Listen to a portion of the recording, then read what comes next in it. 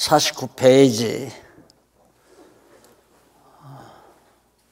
한쪽 가로 3번 절대 세계관 확립. 절대란 말은 불변이죠.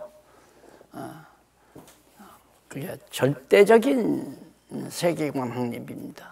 이게 얼마나 정말 중요한 대목인지 모르죠.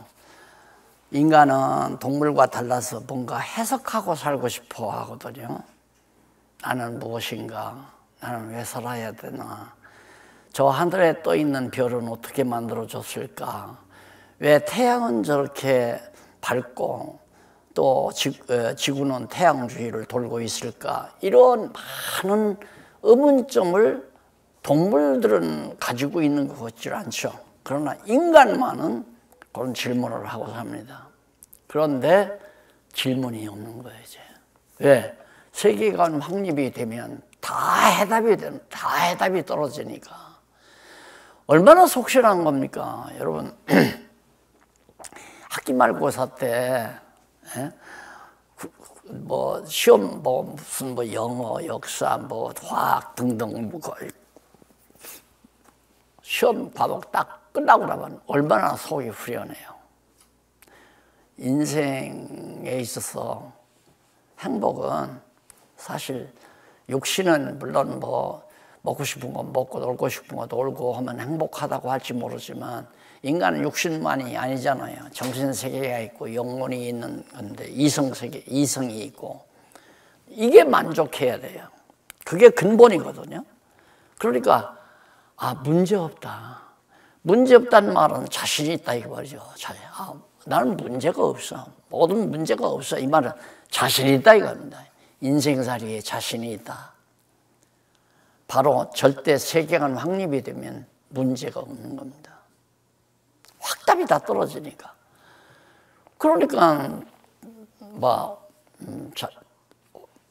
확신이 오고 어떤 일에도 흔들림이 없이 살아갈 수 있고.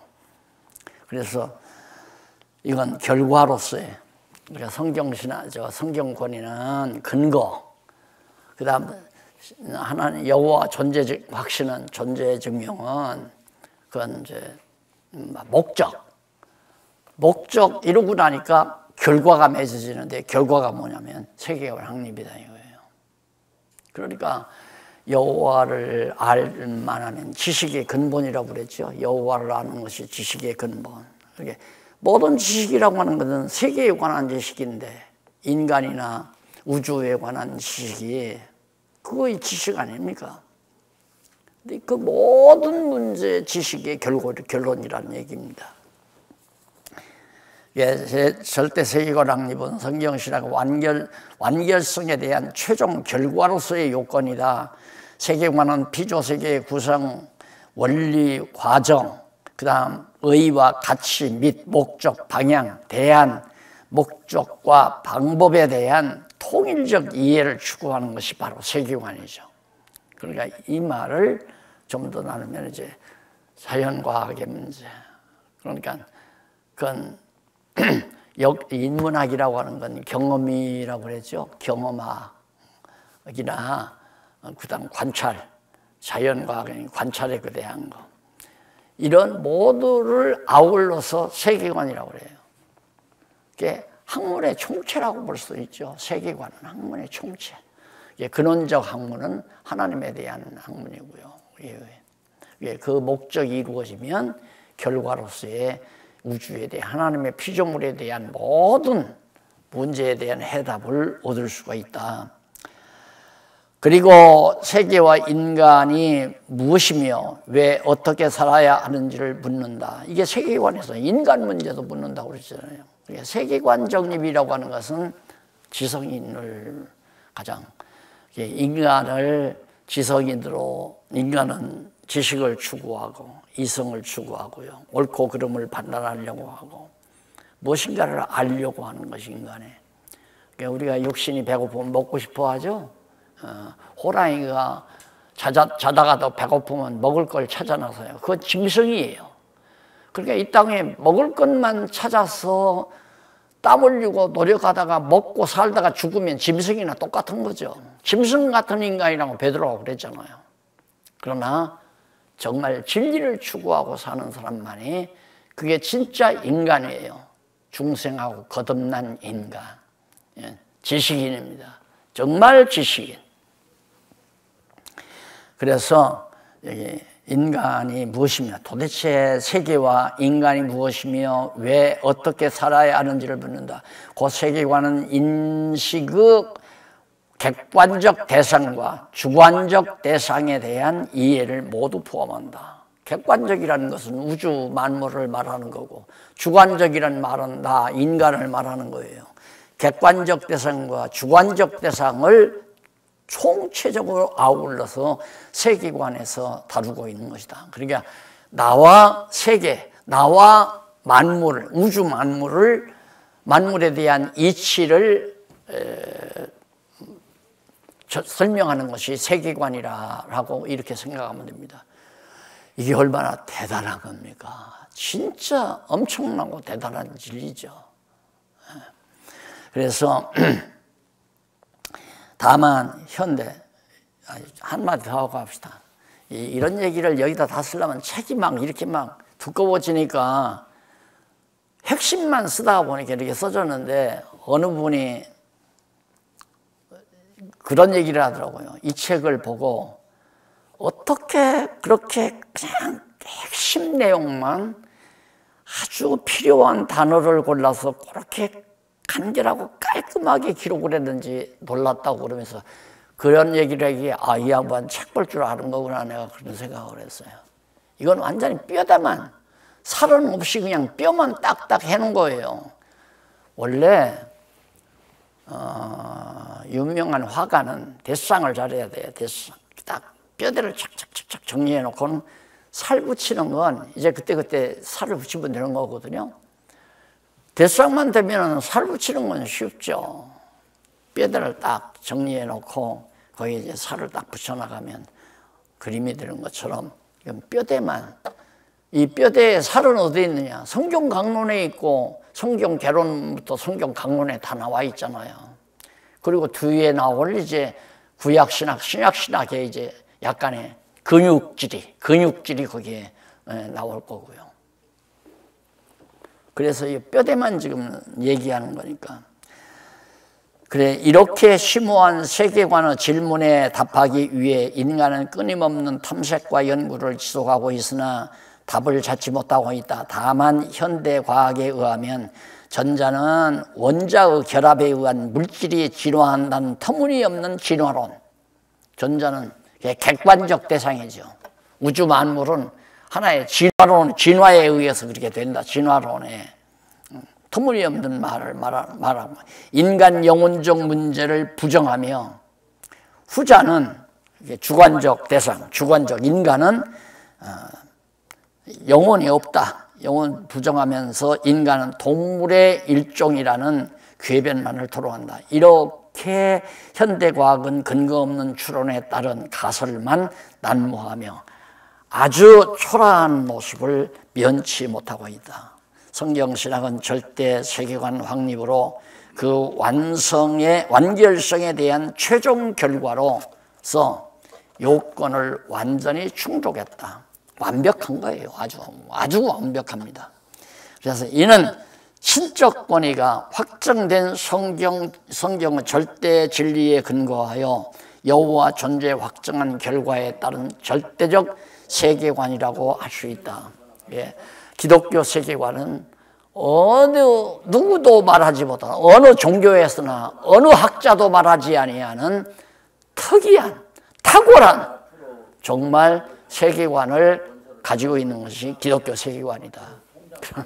요즘에는 솔직히 지금까지 우리가 기독교를 너무 좀 초라하게 생각해 왔잖아요. 예수 믿고 천국 가자. 예수 믿고 죄사함 받아 천국 가는 게 기독교로 그렇게 단순하게 아주 단편적으로 얘기한 거 너무 지금 생각하면 쑥스럽죠. 기독교가 거기에 속한 게 아니에요. 적어도 이렇게 절대적인 세계관까지 다 망라하는 절대진리 체계라고 하는 것을 다시 한번 강조합니다. 여호와의 존재를 확정한 결과에 따른 절대적 세계관이라고 할 수 있다. 이로써 거기 하나 이 각주까지 살펴볼 시간이 없어요. 성경적 기독교 한번 살펴보시면 됩니다. 이로써 성경신학은 전통 개혁파 신학과는 달리 그 완결성의 재반 요건을 완벽하게 갖추었다. 이게 진리체계의 완벽성입니다. 따라서 성경신학은 절대적인 세계관 정립으로 근본 원리를 규명하지 못해 최종 결론에 도달하지 못하는 일반 학문과 본질적으로 차별화된다는 사실을 확증해 준다. 그리고 나아가 성경의 절대 권위와 하나님의 존재를 확증하지 못한 개혁파 신학의 한계를 완전히 극복한 성경신학의 탁월성을 확증해 준다. 그래서 제 2번 2항을 정리를 했습니다. 그러면 성경신학의 위상 가운데 두 번째 개혁파 신학과의 관계입니다. 이건 그렇게 어렵지 않은 거예요. 개혁파 신학과 어떤. 왜 앞에서 개혁파 신학의 비완성, 그리고 두 번째로 한쪽 가로 두 번째에서 성경신학의 완결성, 그러면서 또 하나는 세계관 정립, 절대 세계관 정립, 이 세 가지가 이제 성경신학의 완결성이기 때문에 그러지 못한 개혁파 신학과 성경신학을 대조해서 보면 성경신학의 위상이 나오잖아요. 그게 바로 개혁파 신학과 관계입니다. 어떤 관계가 있는가? 결론적으로 말하면 다 의존적이래야 돼요. 개혁파 신학은 성경신학에 의존해서 정리해야 해결이 돼요. 안 그러면 해결 못해요. 성경신학과 개혁파 신학의 각 분야 신학과의 관계에 대한 확인은 매우 중요합니다. 각각 교회신학과의 관계, 주경신학과의 관계, 역사신학과의 관계, 그 다음 이제 실체신학과의 관계, 이 관계를 성경신학과 비교해서 정리를 하다 보면 야, 정말 성경신학의 위상이야말로 절대적이다. 위상이 높다. 를 확인할 수 있는 부분이 바로 이 세 번째입니다. 간단간단 정리하고 넘어가 보겠습니다. 제일 밑에 중간에 보시면 그리고 그 이론 전개의 방향을 제시함으로써 신학의 결론은 모두 여호와의 존재와 그 능력의 영광 선포라는 사실에 도달하게 한다. 이로써 모든 신학 분야가 서로 관계를 맺을 때 신학은 하나님에 대한 총체적인 절대 진리를 확증하는 본래의 가능성을 수용할 수 있다. 자, 우리가 앞에서 세계관 정립했듯이 보면 교회신학, 그 다음 주경신학, 교회신학도 여호와 하나님 계시, 여호와 하나님의 능력을 계시하기 위한, 다시 말해서 세계관 정립의 결과를 맺는 거죠. 목적은 교회신학도 여호와 하나님의 존재 증명 확증을 하는 것이고, 결과는 교회신학이 세계관 정립이 결과가 돼야 되잖아요. 그 얘기예요 지금. 그런데 그렇게 되지를 못했다 이거죠. 역시 주경신학도 마찬가지고, 주경신학도 결국 여호와 존재 증명을 위해서 주경신학이 필요한 거죠. 그러면 여호와 존재 증명이 확실해지면, 존재 확증이 되면 결국 기독교 세계관 정립이 이루어질 거예요. 주경신학에서. 또 역사신학도 마찬가지예요.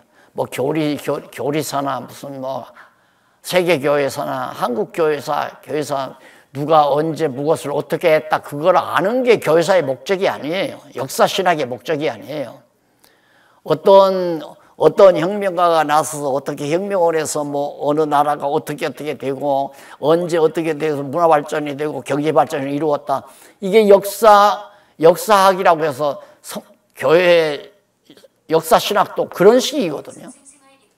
한국교회 처음에 어느 선교사가 뭐 어디에 와서 어떻게 복음을 전해서 뭐 어떻게 됐고, 몇 년도에 어떻게 됐고, 5년도에 6.25 동란이 터져서 한국교회가 뭐 어떻게 침체기에 들어섰고, 뭐 이런 역사적 사실을 아는 데 있는 게 아니라 그런 역사들을 통하여 여호와 하나님 살아계심을 확증하는 일이죠. 그리고 보면 이제 세계사가 거기서 나오는 거죠. 한국교회사 읽으면 세계사 모르고는 한국교회사 모르잖아요. 한국교회사가 결론이나 세계사의 결론이나 똑같아요. 세계관의 역사신학이라는 게 있는 거니까. 세계관에 속한 거니까.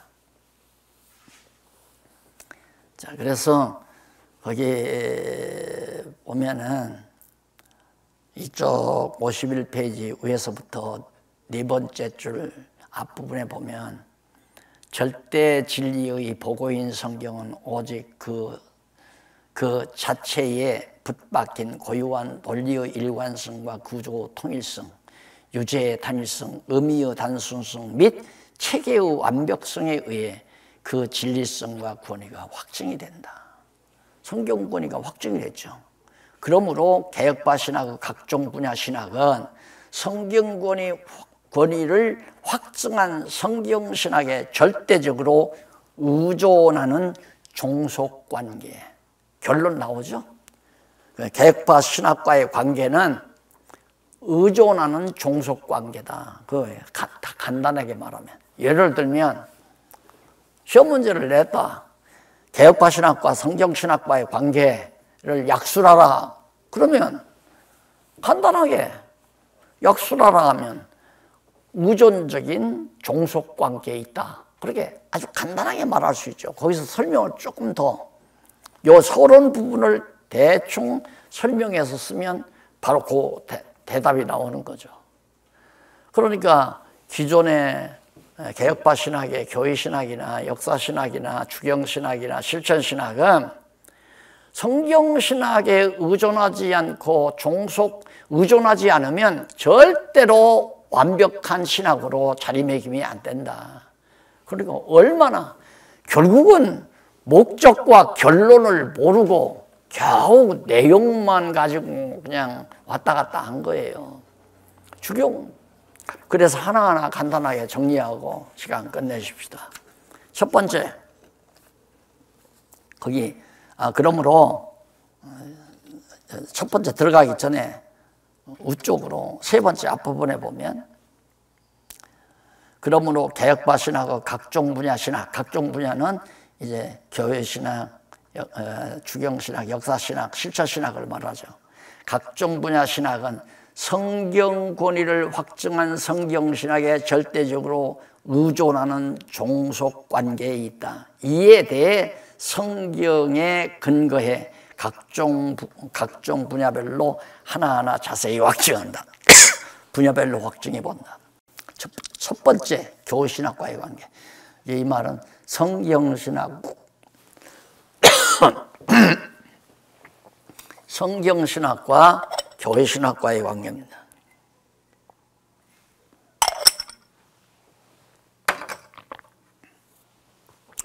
교회신학은 주경신학에 의존하지 않고서는 절대 불가능한 신학이죠.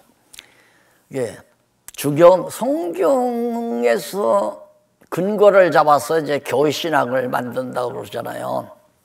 왜냐하면 성경을 바르게 해석한 결과에 근거를 두고 개혁파 교회신학의 뼈대인 신조 그리고 교리 그것이 수립되기 때문에 그러니까 교회신학의 뼈대가 뭐냐? 신조와 교리예요. 신조와 교리가 뼈대인데 그런데 따라서 주경신학은 교회신학의 산모요. 교회신학자가 되려면 주경신학을 모르면 안 되죠. 그런데 지금까지의 개혁파 신학은 성경 몰라도 주경신학자가 되는 거예요. 성경을 몰라도 교회신학자가 되는 거예요. 어떻게? 교회신학자들의 서적만 많이 연구하면 교회신학자가 되는 거예요. 그게 참 웃기는 거죠. 성경을 모르고 어떻게 교회신학을 해요? 성경을 알아야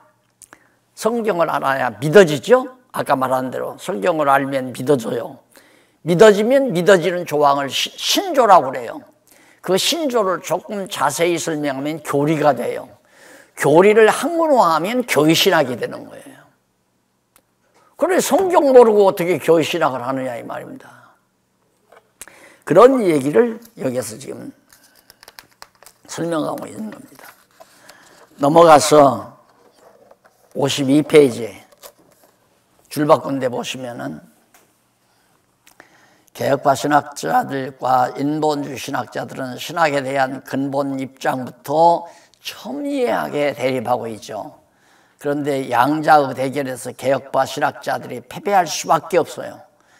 자유주의 신학, 개혁파 인본주의 신학자들하고 개혁파 신학자들하고 논증을 벌이면 개혁파 신학자가 지게 돼 있다 이 말입니다. 패배하게 돼 있어요.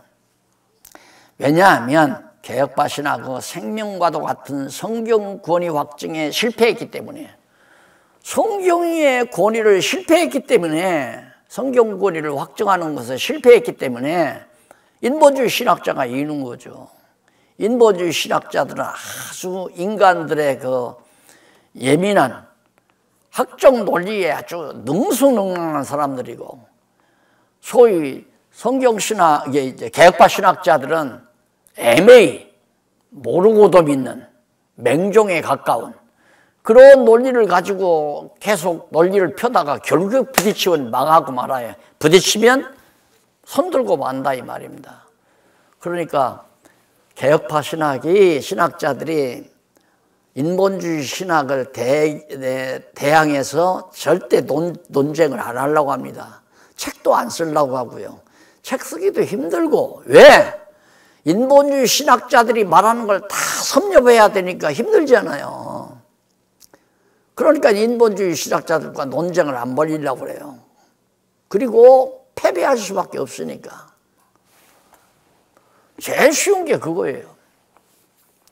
야, 용기야, 너 하나님 봤어?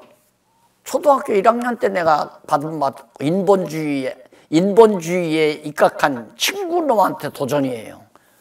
야, 너 하나님 믿는다며? 그래, 믿는다. 너 하나님 봤어? 못 봤다. 그런데 이 바보야, 어떻게 보지도 못하고 하나님을 믿니? 입이 다물어져 버렸잖아요. 초등학교 1학년짜리한테, 초등학교 1학년 때 옆에 앉아있는 친구놈에게, 그 친구를 찾으면 이 책을 한 권 주고 싶어요. 어디서 지금 무엇하고 사는지, 죽었는지 살았는지 모르지만. 질 수밖에 없잖아요. 하나님이 있다는 확증이 안 되는데 어떻게 하나님 얘기를 해요? 10번 더 주죠. 이게 문제예요. 그러니까 성경신학 모르면 교회신학 안 된다. 그 말이에요. 지금 여기서 말하는 게. 그뿐입니까? 주경신학은 안 그런가요? 주경신학. 이쪽에 한쪽 가라 2번. 주경신학은 개혁파 모든 신학 분야의 모체로서, 모체죠. 교회신학이나 역사신학이나 실천신학의 모체가 주경신학이에요. 그 말은 뭐냐면 우리로 말하면 성경강론이라 이 말이에요. 성경강론. 성경을 알아야죠. 성경을 알아야 거기서 역사신학도 나오고 실천신학도 나오고 자연과학도 나오고 자연신학도 나오고 다 나오는 거 아닙니까? 성경을 알면 하나님의 존재가 확증이 되고, 하나님 존재가 확증이 되면 절대 세계관 확립이 되는데, 아니 역사신학뿐이에요? 실천신학뿐이에요? 문학, 인문학 모든 거 다 나오죠. 다 해답 떨어지는데, 세계관이 정립이 되는데 다 모든 학문이란 세계관을 정리하기 위해서 하는 거 아닙니까?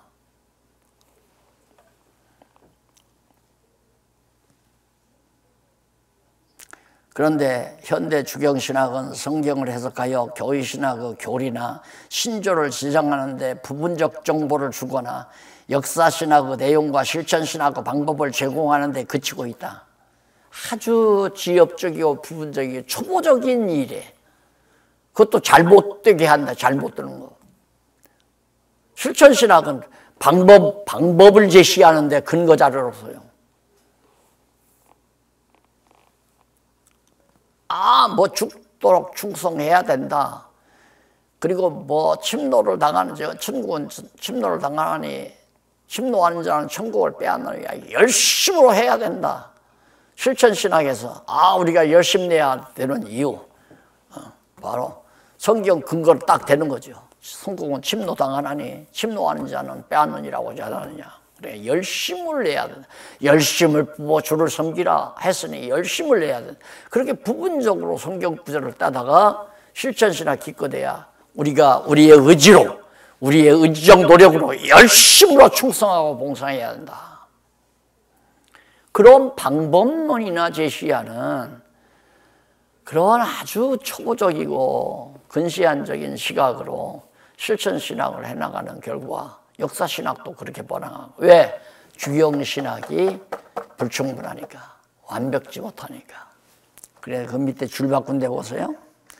성경신학은 성경 전체의 전체 주제인 여호와 계시 중심의 일관된 주석을 통해 성경의 권위는 물론 성경을 통해 계시한 여호와 존재와 속성을 확증해 주고 있다. 여기 나오잖아요. 앞에서 성령과. 이는 성경 전체 내용 의미 분석을 통한 신학적 해석의 결실이다. 주경신학은 성경의 근거에 여호와 계시 중심의 신학적 해석을 통해 여호와 하나님의 존재와 속성을 확증할 수 있어야 한다. 현대 미숙한 주경신학은 성경 최종 결론에 이르지 못했으나 성경신학 연구 과정에 기본 정보를 제공하는 공헌을 한 셈이다. 결국 지금까지 주경신학이란 그냥 문법적 해석, 역사적 해석까지가 주예요, 대부분. 그래서 이제 성경의 맥을 찾는다는 것도 그 역사적 줄거리를 쭉 설명하는 걸 성경의 맥이라고 그렇게 생각하는 거예요. 그러면 그건 시가서에 가면 설명 못하고 또 선지서에 가면 설명하기가 또 거북하고 그렇게 되는 거죠. 그래서 성경의 맥이 아니에요. 성경의 역사 섭리, 창세기로부터 에스더서까지의 그 역사 섭리를 쭉 맥을 잡아서 그 줄기를 잡아서 설명하는 걸 성경의 맥이라고 그래요. 그건 역사적 해석까지를 말하는 거예요. 근데 우리 성경신학은 의미 분석에 의한 바로 여호와 계시, 의미 분석에 의한 성경 개론이 바로 그런 역사 섭리가 무슨 의미인가, 시가서가 무슨 의미인가, 선지서가 무슨 의미인가, 신약 성경이 무슨 의미인가, 의미를, 즉 하나님의 의도를 찾아서 설명하는 신학. 그래서 의미 분석에 의한 성경 개론이라고 한 거예요. 그게 의미 분석에 의한 신학적 해석을 못한 거예요. 주경신학이 지금까지. 그러니까 신학이 다 미완성으로 끝나는 거죠. 결국 의미 분석까지 들어가서 신의 존재와 그의 속성이 확증이 돼야 그 다음 세계관 정립으로 인해서 역사신학도 실천신학도 교회신학도 다 정리가 되는 거죠.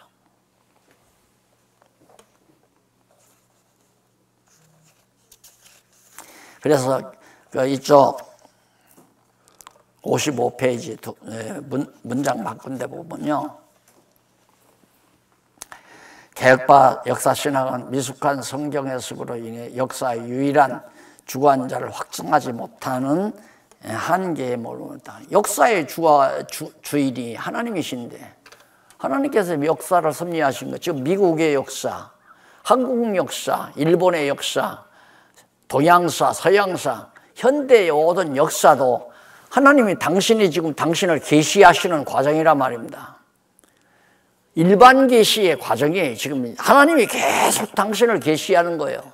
해가 뜨고 해가 지고 지구가 돌고 우주가 운행되고 모든 만물이 생성하고 지고 이런 모든 것도 하나님의 섭리를 통해서 당신의 능력을 계시하는 거란 말입니다. 이 일반 계시라고 말만 했지 일반 계시가 하나님의 능력과 영광을 계시한다고 그렇게 생각을 하고 설명을 해야 되잖아요. 그러면 한국 역사를 통해서 하나님 설명을 해야죠. 그렇잖아요. 하나님 살아계심을 증명해야 되고, 미국 역사를 통해서, 동양사, 서양사를 통해서, 일반 역사를 통해서 하나님 존재 계시로 그렇게 성경을 풀어가야 된다 이 말이죠. 그런데 한차 교회사가, 하나님이 섭리하셔서 세워가시는 하나님의 나라 교회가 하나님 계신데 하나님을 증명하는 것이 교회사인데, 기껏해야 교회사를 통해서 어느 유명한 부흥사, 어느 유명한 지도자를 내세우고, 칼빈을 내세우고, 개혁자를 내세우고, 신학자를 내세우고, 한국교회의 위대한 업적을 세운 목사를 내세우고, 몇십만 명을 끌어모아 목회했으니까 한국교회 전체가 나서서 장례식을 치르자. 이거 다 웃기는 거 아니에요? 죽은 자는 죽은 자로 장사하라고 했는데 어떻게 그가 한국교회를 일으켜요? 하나님이 그렇게 하신 거죠. 하나님이. 한국교회가 번창하는 것도 하나님이, 한국교회가 침체하는 것도 하나님이 다 하시는 거니까 역사신학을 통해서도 하나님을 증거해야죠. 하나님이 살아계셔서 이렇게 한국교회를 지금 침체기에 접어들게 합니다. 왜? 잘못됐으니까. 우리가 지금 성경을 보아도 잘못됐잖아요. 개혁자들이 그렇게 목숨 내걸고 의식과 형식 중심에서 성경 중심으로, 말씀 중심으로 교회를 개혁해놨는데 다시 교회를 갖다가 형식과 의식으로 돌려서 예배 중심 교회로. 오늘날 개혁교회가 전부 예배 중심 아니에요. 예배 드려야 한다. 예배 드려야 한다. 나는 한참 때, 청년 때는 예배당이라고 표현이 잘 된 줄 알았어요. 예배당. 성전이 아니고 예배당이다. 예배당도 틀린 얘기예요. 그냥 교회당의 회관. 교회에 교인들이 모여서 그냥 친교하고 선한 일 도모하고 성경 공부하는 회관이다. 왜? 예수님 당시에 회당이 있었잖아요. 성전이 아닌 회당, 유대인들의 회당. 유대인들이 흩어져서 유대인들이 모여서 서로 성경도 가르치고 교제도 나누는 회당. 그와 똑같은 회당이에요 지금 현재. 그걸 갖다가 예배당이라고 하다가 성전이라고 해놓고는 거룩한 성전으로 꾸며놓고 거기에 뭐 하나님이 와서 좌정하는 것처럼 그렇게 말하고 거기에 모여서 꼭 예배를 드려야 된다. 대면 예배를 드려야 이게 진짜 예배다. 그러니까 하나님께서 그거 다 아니다. 공부나 열심히 해라. 성경 공부 열심히 해라. 성경 공부는 안 보여도 하게끔 다 돼 있잖아요.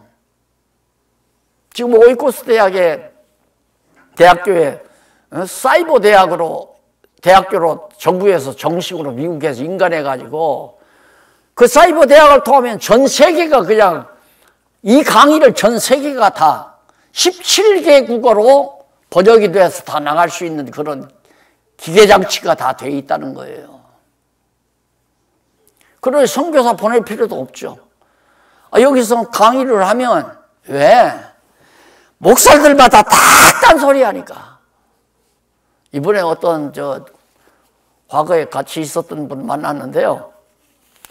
우리 지금 뭐 6명인가 7명인가 모여서 노예를 따로 한대요. 나한테 그러더라고요.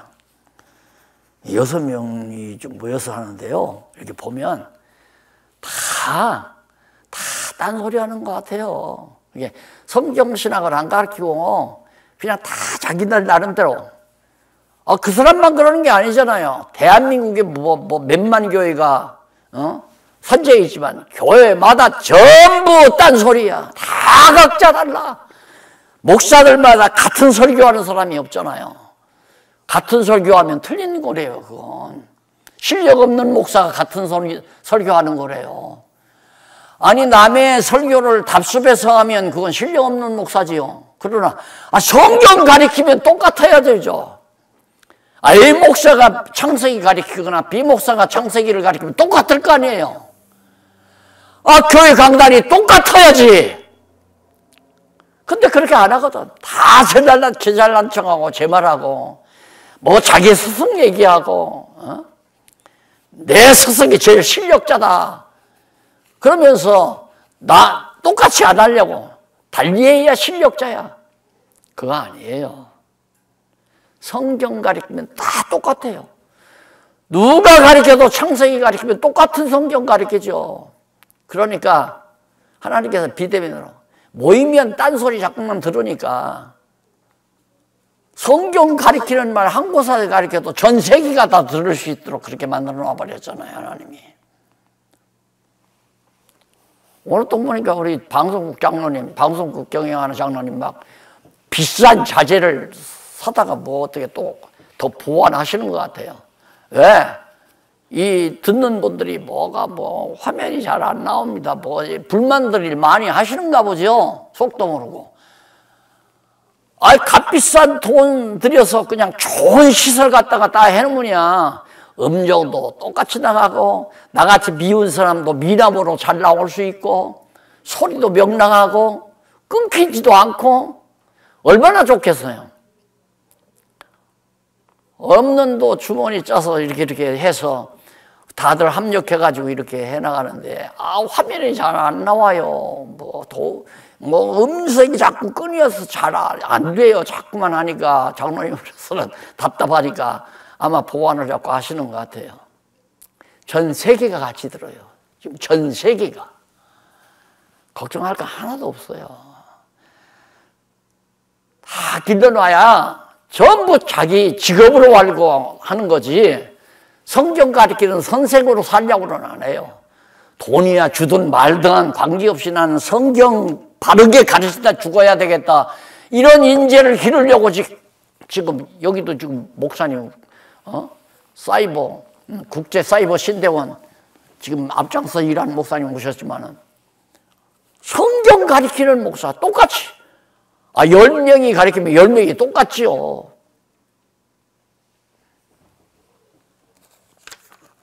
그래서 역사 신학과의 관계도 문제가 있다. 역사 신학 이쪽 하다가 말아주셨죠.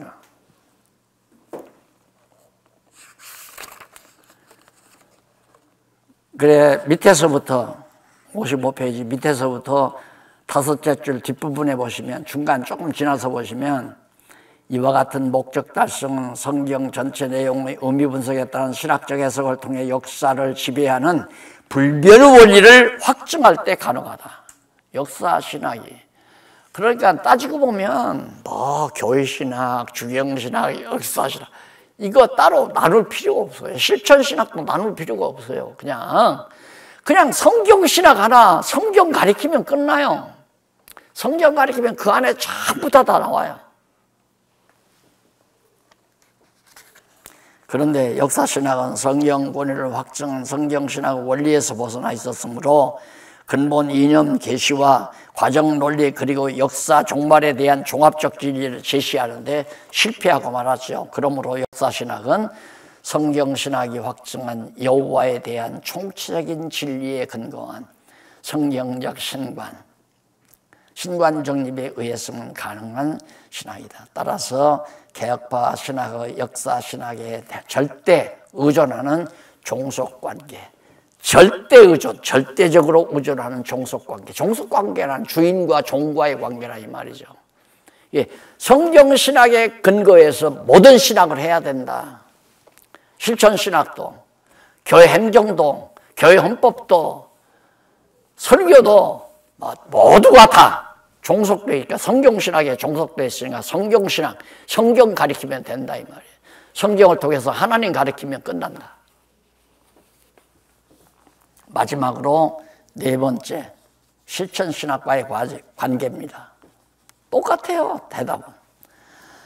개혁파 신학은 신앙적 교훈 및 규범이나 이를 실천하는 방법을 연구한다. 이는 성경에 기초한 세심한 관찰과 예리한 비판이 절대 필요한 분야의 신학이다.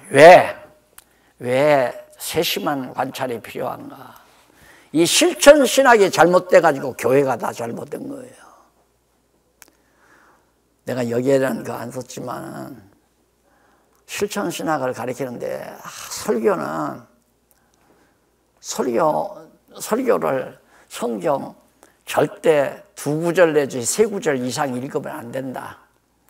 설교자는 반드시 성경을 구약에서 택해도 안 되고 신약에서만 설교를 해야 하는데 성경 구절, 두서너 구절만 간단하게 읽고 대지, 소지 이렇게 해서 딱딱 만들어 가지고 한 300개만 그렇게 만들어 놓고 한약방에 약 서랍장 있잖아요. 그런 식으로 만들어서 사랑 설교는 거기다가 사랑 설교는 거기다 다 집어넣고, 믿음 설교는 믿음에다 집어넣고, 충성 설교는 충성에다 집어넣고, 그렇게 딱 해서 한 300개만 해놓으면 평생 편하게 목회할 수 있다고 그렇게 가르치더라고요. 그리고 예배당 강단은, 교회당 강단은 어떻게든지 높여라, 높이 올라가라. 그래서 교인들이 고개를 쳐들고 설교자를 보도록, 이렇게 내려보면서 하면 안 되고 고개를 쳐들고 설교자를 바라보도록 만들어라. 권위 확보를 하라 이거죠. 그리고 목사는 절대 성도들하고 잡담하면 안 되고 성도들하고 같이 이렇게 놀면 안 된다 이거예요. 목욕도 같이 가면 안 되고, 동네 목욕탕 가면 안 되고, 꼭 호텔 목욕탕 가서 해라. 그런 거 가르치는 게 실천 실학이더라고요. 그리고 뭐 정치학, 헌법학 이런 거, 헌법은 이렇게 만들고 말이나 되는 얘기입니까? 교회가 무슨 세상 정치하는 정치 집단도 아니고 헌법으로 다스리는 단체도 아니고, 그런데도 아직도 성경 신학을 공부하고서 그냥 기존 법에 얽매여 가지고 노예법, 총회법 따르고 공부 안 했으면 몰라요. 공부하고 그러면 그것도 그런 거 있어요. 아, 내가 성장한 나로서 저들이 아직도 미숙하니까 이해하고 그렇게 내가 참고 견뎌나간다면 그건 좋죠. 근데 그게 아니라, 야, 이거 그렇지만 내가 노예 안 따르고 총회 안 따르면 나를 또 제명할지 모르고 나를 책벌할지도 모르고 이단이라고 할지 모른다. 두려워서 그런다면 문제가 있는 거죠. 두려워서 그러면 안 되죠. 나는 솔직히 얼마든지 기존 교단 들어가 있을 수 있어요. 그런데 들어가자마자 나를 이단으로 쫓아내요. 그러니까 아예 나와버린 거죠. 그래서 이단 되기 싫어서 나온 게 아니라 어차피 쫓아내는 거. 그 이단입니까, 제가? 자기들이 가리키는 것과 틀리니까 이단이라요. 헌법이 아니라니까 가만 놔두겠어요? 헌법이 아니라는데. 인간들이 만들어서 왜 인간을, 성도들을 다스려요? 성경대로 가르쳐서 하나님의 사람 만들어야지. 그게 교회 아니에요. 그러나 예를 들어서 날 자기네 교단으로 들어오라 하면 난 들어갈 수 있어요. 얼마든지. 왜 들어가느냐? 기다려. 참고 기다려요. 오래 참는 게 사랑이라니까. 나도 어렸을 때는 다 교회헌법에 들어가서 거기서 안수받고 거기 교단 생활 다 했으니까 아직 미숙하니까 그런다고 성장하기를 기다려줄 수 있으니까 난 들어간다 이거예요. 그러나 자라나야죠. 자라나.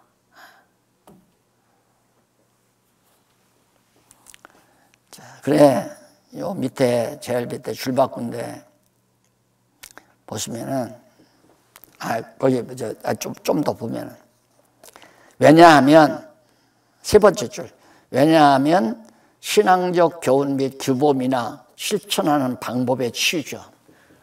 행동 방법에 윤리학. 그게 기독교 윤리학 나오잖아요.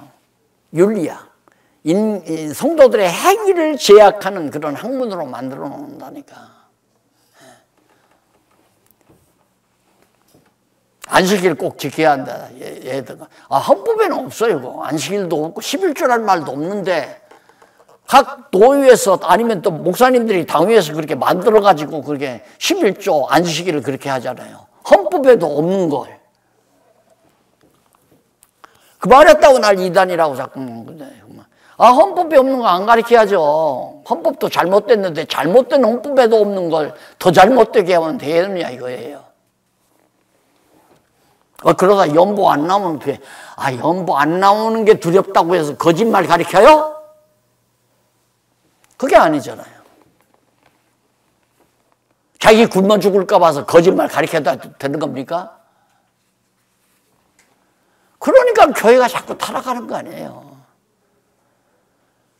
그저 교인 그저 몇몇 명만 모여도 어느 내 총회에 들어가 보니까 어느 차기 총회장 되는 사람 보니까 자기 가족들을 다 불러다가 뭐 동생 뭐 사촌 불러다가 동생 장로시키고 사촌 뭐 회계집사 시키고 회계장로 시키고 그래가지고 다 너희들 돈 버는 건 다 11조에 이를 갖고 와라. 그래 그 집안 식구들한테 11조 받아먹고 사는 목사가 있더라고요. 그건 교회가 아니죠. 왜 다른 사람한테 11조 내냐? 나한테 내라. 나 먹고 살게. 그렇게 해서 하는 게 그거 아니에요. 하나님의 일에 동참하기 위해서 연보하도록 만들어야죠. 하나님을 알려줘야 그렇게 될 거 아니에요. 근데 주일날 모여서 몇십 분 그거 가르쳐가지고 언제 가르쳐요? 언제? 죽는 날까지 가르쳐도 다 못 가르쳐요. 공부하도록 자꾸 새벽에도 모일 때마다 금요일도 모이면 금요일도 주일도 성경 공부를 주로 공부 가르치는 게 모임의 목적이에요. 그래서 말씀 깨닫고 감동스러우면 하나님 앞에 찬양하고 또 하자던 소원이 오면 소원대로 기도하고 그게 바로 소위 경건이라는 거 아닙니까?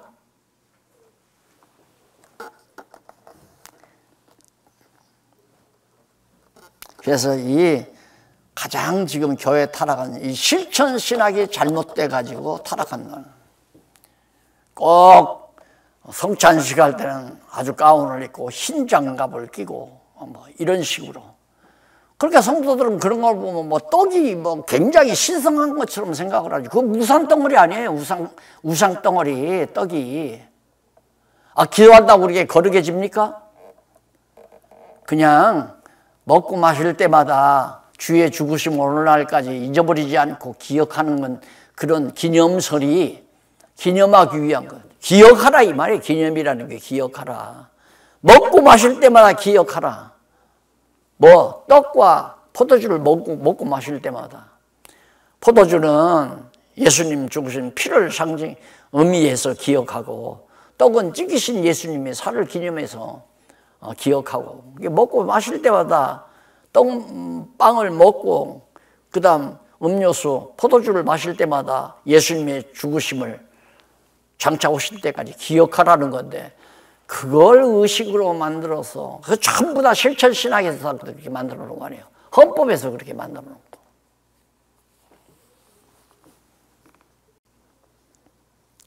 그래서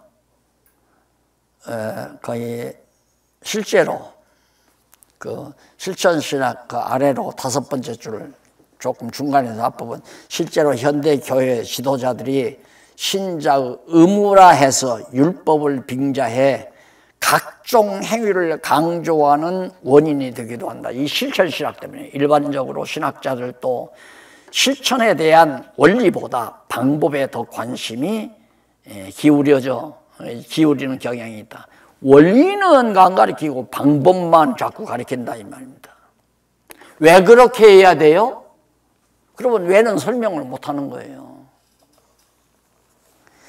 이는 인간 누구나 현실로 드러나는 외적 성과에 영향을 받기 때문에 외적으로 우선 막 교인들이 자 성도들은 새벽 기도를 나와야 됩니다. 딱 해놓으면 그게 이제 실천신학에 관한 거예요. 금요 금식 철야 기도에 나와야 됩니다. 이런 것들이다. 아니 새벽 기도가 중요합니까? 성경 공부가 중요합니까? 바쁘니까 새벽에 나와서 성경 공부합시다가 좋지. 바쁘니까 금요일 날 좀 하루 나와서 밤새고 성경 공부합시다. 이거 뭐 좋잖아요. 그래서 나는 목회 계속 과정에서 화요 성경 공부 시간을 정했어요. 화요일 날 나와서 2~3시간씩 공부하도록. 그게 모일 때마다 성경 공부하고요. 그렇게 가르쳐도 창세기부터 계시록까지 가르치려니까 한 7년 이상을 가르쳐야 되겠더라고요. 7년 이상을. 근데 설교하듯이 두 손 오구절 읽고 설교하면 평생 해도 창세기 하나 할까 말까 해요. 제일 밑에 줄바꿈 보시면은 개혁파 성령실학은 결정적 허점으로 인해서 해결해야 할 많은 문제를 안고 있다. 가장 큰 문제는 신앙생활의 실체에서 어떻게 신앙생활을 해야 하나, 실제에서 하나님의 주권과 인간의 의지 문제가 첨예하게 맞서고 있다는 점이다. 장로님 그거 해야지 왜 안 해요? 그거 해야 한다 이거죠. 그러면 장로님 의지로 그걸 해야 됩니다 그 말이에요. 그러면 하나님의 주권은 뭐예요? 그래도 우리가 할 일은 해야 한다. 이게 맞서는 거야. 해결이 안 돼요.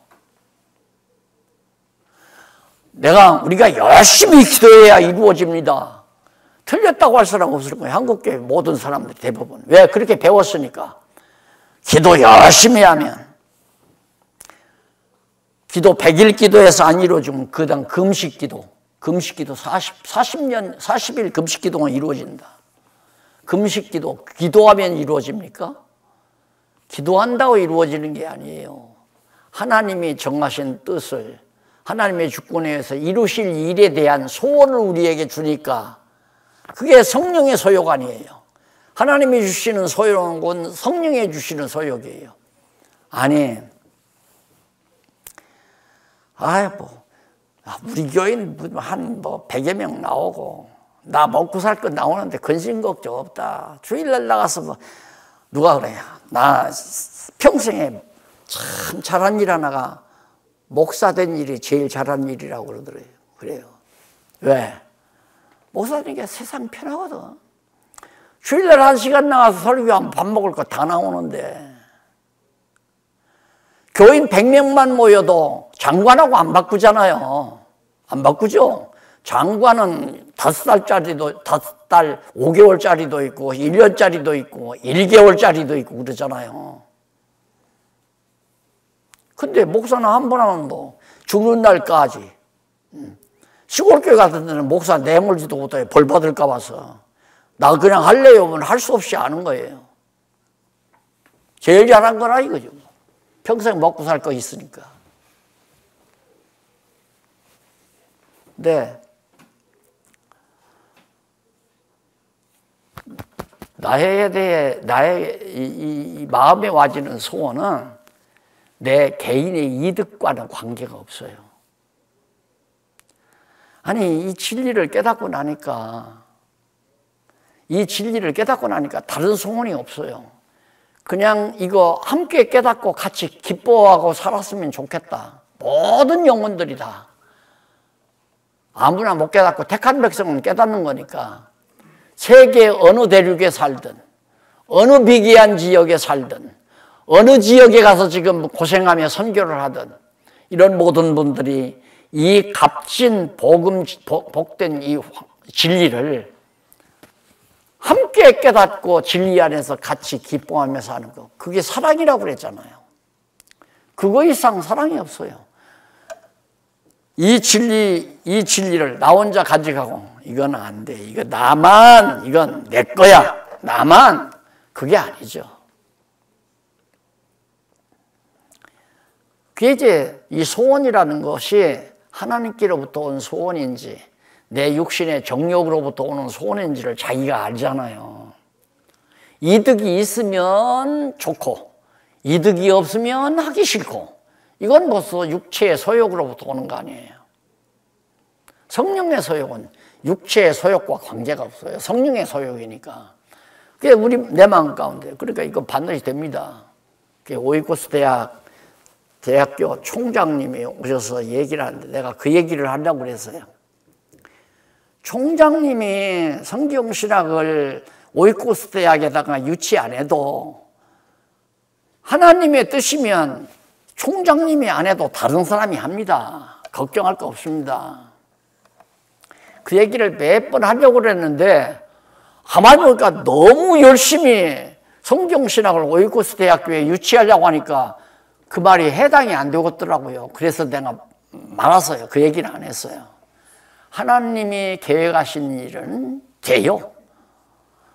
내가 안 해도 돼요. 근데 나는 그게 겁난다기보다도 이 진리를 전파하고 전하는 일이 얼마나 좋은데 돈 잘 벌리니까? 명예 얻으니까? 그거 아니에요. 이 진리를 얘기하면서 하루도 좋고 이틀도 좋고 사흘도 좋아요. 이 진리를 서로 토론하고 얘기하고 지나면 차후가 좋은 거예요. 그래서 사랑은 진리와 함께 기뻐한다고 그러잖아요. 사랑은 진리와 함께 기뻐한다. 그게 진리예요. 그래서 이 소원은 반드시 이루어지는데 기도하면 이루어진다. 이게 다 거짓말이죠. 하나님이 주신 소원대로 기도해야 이루어지지. 그러니까 하나님의 주권과 인간의 의지 문제가 해결되잖아요. 근데 실천신앙은 이거 해결 없어요. 성경신앙만이 해결이 되는 거예요. 다음 시간에 그 대학과 신학과의 관계 끝내고 제3절 성경신학의 필요 여기에서부터 공부하도록 그렇게 약속을 하고 미리 좀 예습을 했으면 좋겠습니다. 기도하십시다. 살아계신 하나님 아버지 은혜를 감사합니다. 어떻게 천하에 없는 이 귀한 보화를 질그릇 같은 저희 그릇에 담아주소서. 하루하루 보람과 기쁨과 감사와 찬양, 열정과 소망을 가지고 살 수 있도록 은혜 주신 것을 감사드립니다. 하나님 아버지요, 다시 소원드립니다. 이 말씀을 듣고 함께 진리와 함께 기쁨을 같이 해야 될 영혼들에게 하나님께서 귀를 열어서 들을 수 있는 환경과 계기를 허락해 주시옵소서. 예수님의 이름으로 기도드립니다. 아멘.